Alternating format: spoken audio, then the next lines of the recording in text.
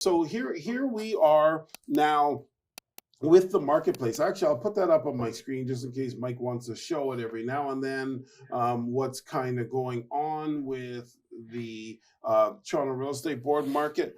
Sales are actually down 47%. Sales are down 47% over last year. Last year, there were over 9,000 sales. This year, there's 4,700.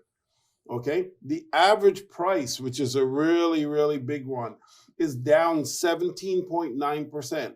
I don't know if you guys remember, but when we were going through that great descent last year, March, April, May, June, we were always above last year, even during that horrible decline. Well, now is when all those negative numbers are coming in, and this is why we're in a real estate crash. I know we're talking about, wow, prices went up $50,000 over last month, so that's huge. However, it's compared to last year, it's down 17.9%. Last year, the average price was 1.334, and this year it's 1.095. Putting that in perspective, I think last month was 1.038. So $250,000 basically is down around $250,000. It's 1.095, so 1.1 to 1.334. Yes, So yeah, almost $250,000. Almost $250,000 we're down over last year. So that's kind of crazy talk. Some people would say crazy numbers. Yet last year was just imagine if you were one of the people who bought at that average price 1.3, and now it's that, like, again, it'd be kind of hard to say, okay, I lost $250,000. I lost $250,000. Yeah, I lost $250,000 last year. But did you actually lose it? Not until you sell. That's the thing, but it's easier said than done. Like with your mind, it's I've lost $250,000. Even though technically you still have your house. Houses, who cares what it's worth? You're living there, you're paying for it. So yeah, if you went fixed, you're actually paying, and now you'd have to swap it up. We're cherry picking. If you bought it fixed at the 1.338, you bought it fixed, and then now you buy variable at the 1.038, you're paying more for that house now than you would have then, but that's playing with the numbers a little bit. Average price, like we said, is 1.095. So the thing is that the new listings that came out are also down 40%. That is kind of an issue because we do need more inventory to be able to help to moderate price. See, if you don't have a lot of inventory, you have too much people fighting for the little bit of inventory that's there. That's why having more inventory is good. Too much inventory is not necessarily good on prices. Too much inventory is too much choice, and sellers then have to fight and bring the prices down, huh? Was it the Three Bears story? The Three Bears story, okay. Sales to new listing. Now here, sales to new listing ratio. The reason why this is, excuse me, this is a good number because it helps us to compare, excuse me, the sales that are happening to the rate at which listings are coming out. And so it's sort of like the real estate version of the supply and demand curve and where they meet. Well, it's at 46.6%. So 46.6% is a balanced market a number. So does that basically mean for every 2 sales there's 1 new listing? So let's say it was 50%. Yeah. Yeah, it would be like that. Okay. And then, excuse me. So active listings are up 38.1%. And what's happening is, and we've been talking about this for a little while, the people who put their homes on the market and put it up at a high price, they put it at a high price. Let's try this. And then we'll just keep bringing it down. Well, their home's been on the market forever. It's kind of a stale listing. and they're just sitting around. The new stuff that coming out, that's the stuff that's selling, and the homeowners that are trying this style because they think, oh yeah, it makes sense. Let me try to be greedy with my price, and hopefully someone will do it. But if no one does it, then I can come down later while you're kind of hurting yourself from Chasing it. you're chasing the market, but you're also hurting yourself because you're having your home on the market and not selling. So then buyers are like, well, no one wants that house. No, Why would I want it? What's wrong with it? And not only that, you're having people tromp through your home, and you're getting nowhere. And so there's a good portion of people who are just stuck there. The old listings are sitting, the new ones are selling, and they're selling quite well actually. Months of inventory is quite fascinating at 2.2. Months of inventory. That number is also something that helps us to sort of understand the pace at which the marketplace is moving. And 2.2 is actually 2.2 months of inventory. So what that means is if we didn't put any more inventory on the market and sales continue to go at the rate that they are going at in 2.2 months, everything would be sold out. That's what that's kind of telling you. So how much inventory do people have choice for? And that is in seller's market territory. So we need to get the 3 months of inventory to get into a balanced market.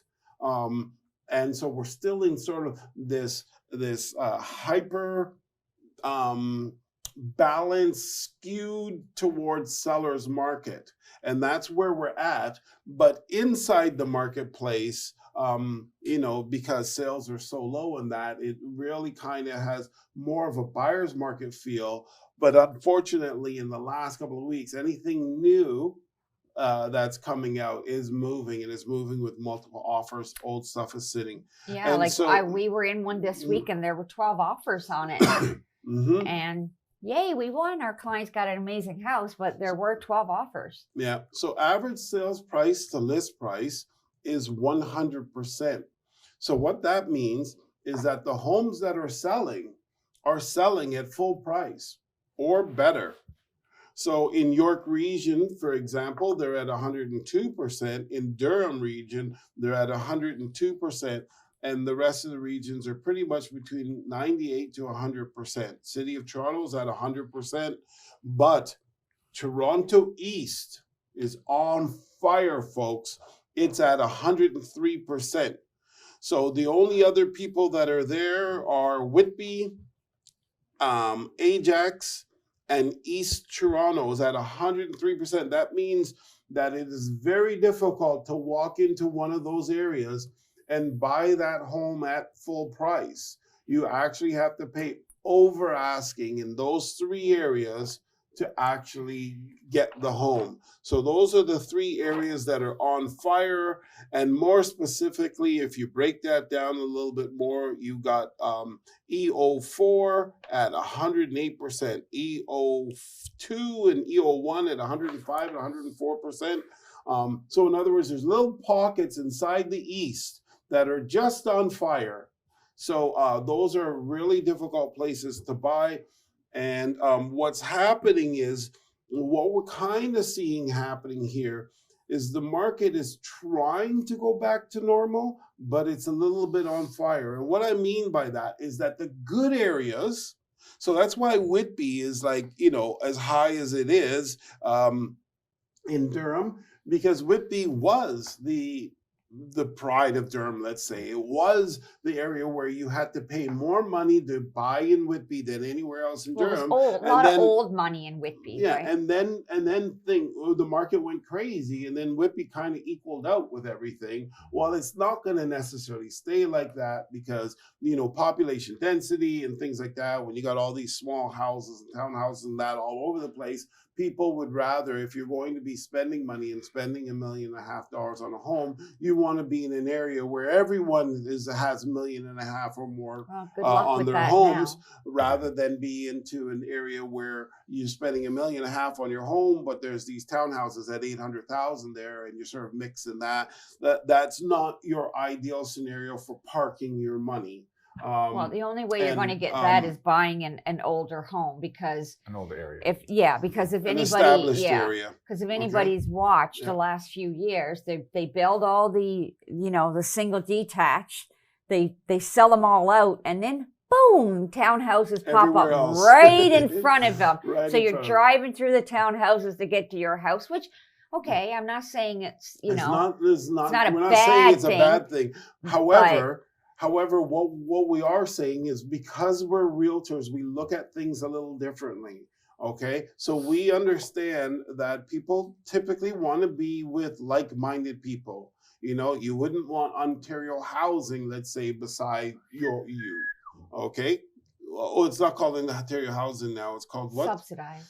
Is it subsidized? Well, that's what I Equal call it. opportunity housing. I'm not sure what it's called now, but you typically don't want it beside your home, right? Low rental markets, you typically don't want it beside your home.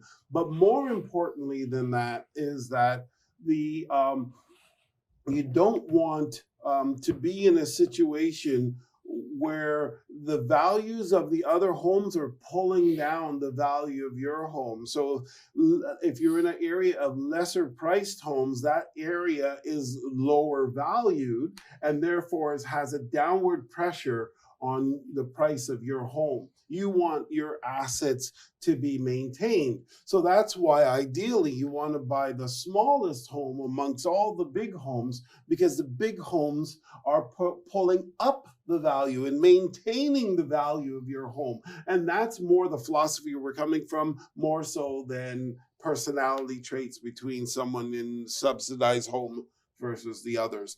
That's the real reason. So we're coming at it purely from a financial point of view.